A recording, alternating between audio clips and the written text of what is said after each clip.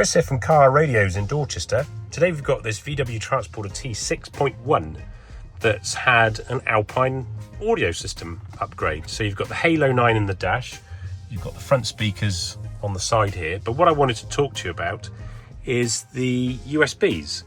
So what we've done is we've created a USB retention kit for these, and because the Alpines have two USBs, they correspond to the two USB ports down there. As you can see, they light up as per the factory. It's a little interface that we've created like that, for example, so it just slots in place of the factory USB socket. Comes apart really easily.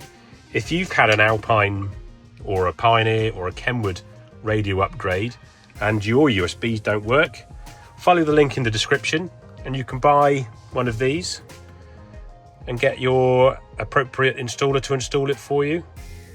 Lovely jubbly. Pretty cool, hey?